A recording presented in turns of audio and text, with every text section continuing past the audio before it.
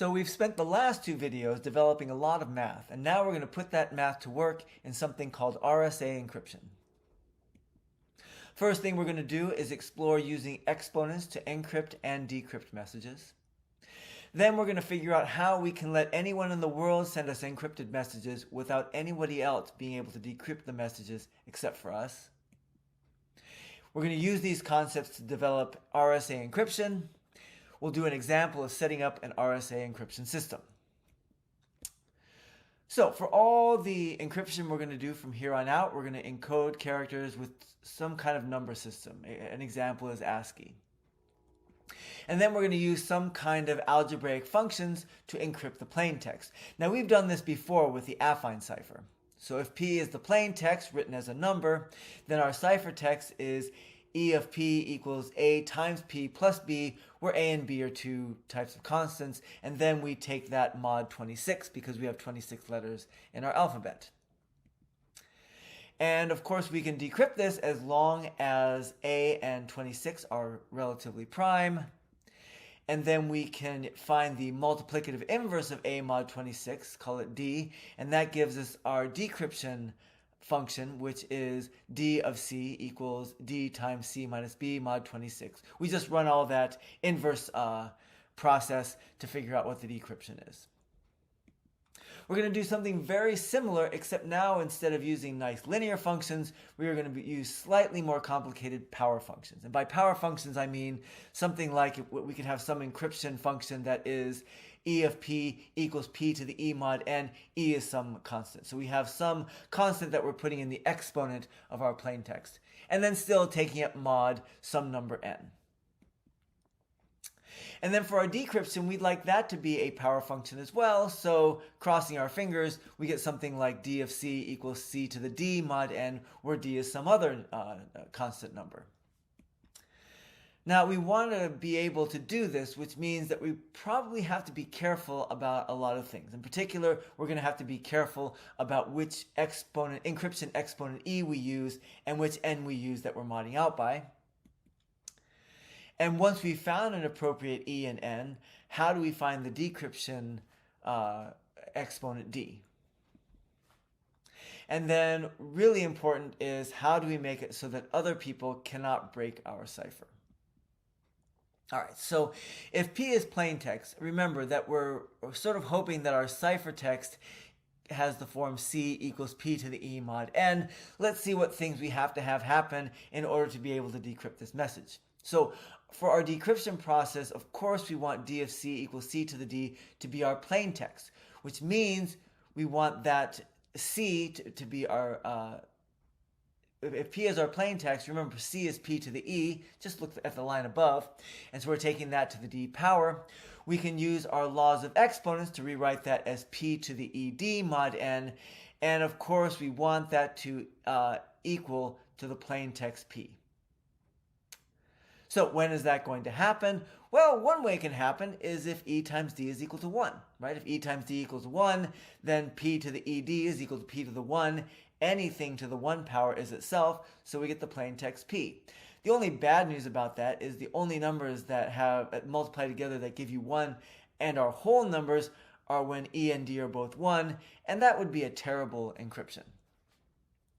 So let's see if there are any other numbers that will work as well. Well, what if E times D is equal to 1 plus phi of n? Well, let me see. So then P to the ED is equal to P to the 1 plus phi of n. We can again use our exponent laws to get P to the 1 times P to the phi of n. And now we can use Euler's theorem to write P to the phi of n as being congruent to P times 1. P times 1 is just P. And so again, we get our plain text, which is what we wanted. And actually, now we can sort of get ourselves on a roll if we take 1 and add any multiple of phi of n. So if we have E times D equals 1 plus phi of n times k, where k can literally be any whole number. If we take P to the ED, we get P to the 1 plus phi of n times k. That's equal to P to the 1 times P to the phi of n times k. We use our exponent laws. P to the phi of n is equal to 1. That again gives us the plain text P, which we're very happy with.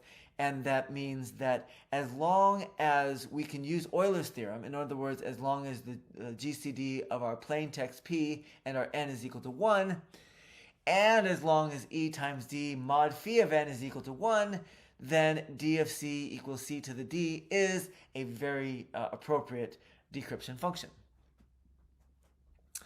So we want our decryption exponent D to be a multiplicative inverse of our encryption exponent E mod phi of n. So we went through a lot of thinking here to try to figure out how to create this system. Let's see if we can summarize the things that we want. So we want E to have a multiplicative inverse mod phi of n, which means that the GCD of E and phi of n has to be equal to 1. We want to make it easy to compute D. And the way do we make it easy to compute D? Well, we can use we just finding a multiplicative inverse mod phi of n.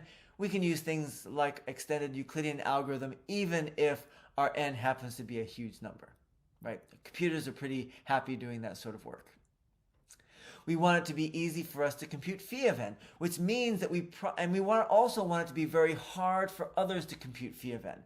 If others compute phi of n, that means they can decrypt our messages.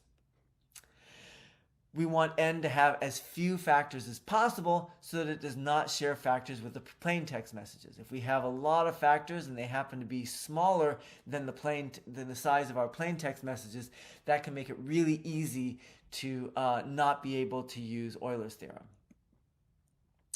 So one thing we might try is n equal to a prime number.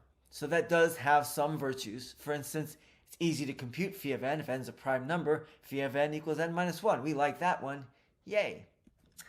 It has very few factors, as few as you can get actually, just 1 in n. So that's also a very positive thing as well. We're still cheering, right? However, very easy for other people to compute. If other people already know we have a prime number, they know what phi of n is, that is not so great. Oh, well, let's try it. Let's try it again. Let's try n equals p times q, where p and q are prime numbers. And when I say prime numbers, they're different primes. They can't be the same prime.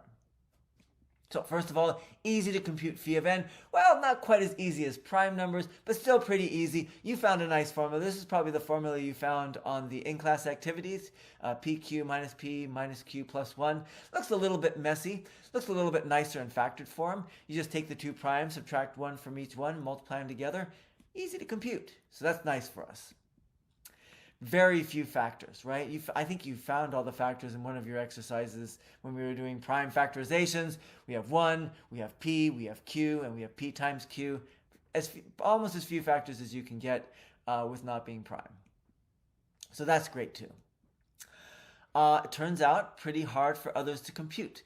As long as we make p and q really big, it's generally very difficult to factor n equals p times q, even with a computer. And when I mean really big, I mean like hundreds or thousands of digits of primes, right? So these are very huge numbers, very difficult to factor those things.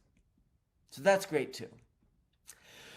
And this enables us to do some things with this particular encryption systems that we couldn't do with other ones. We can actually share all our encryption information with the world.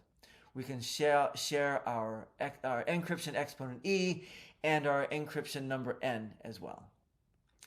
That will allow anyone to send us encrypted messages. They know E and n.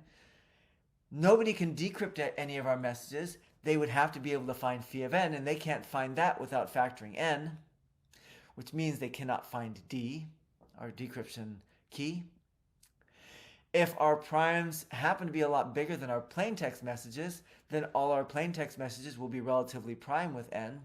They're not even as big as the primes, so they can't share any factors. That means that we can use Euler's theorem.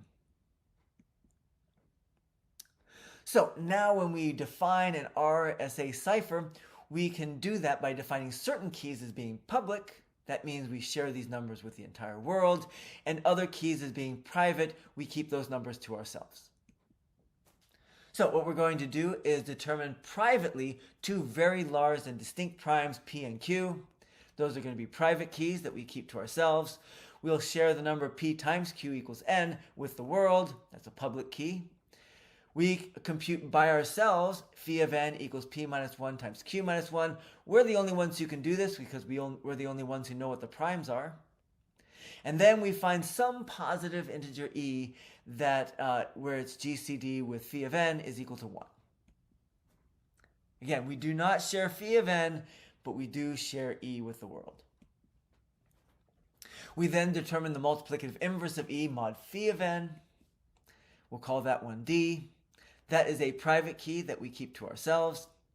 Now, since n and e are public, anyone can send us an encrypted message.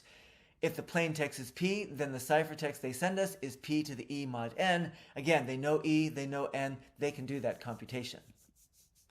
Since p, q, and d are private, we're the only ones who can decrypt the ciphertext. We decrypt it by, if the ciphertext is c, the plain text is going to be c to the d mod n.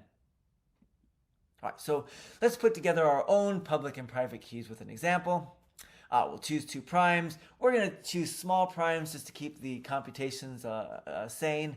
But again, if we were doing this for reals, we choose huge primes. So we're just going to do 13 and 11, which are perfectly nice small primes. So that means our n is going to be 13 times 11, which is 143. We're going to compute phi of n. Pretty easy.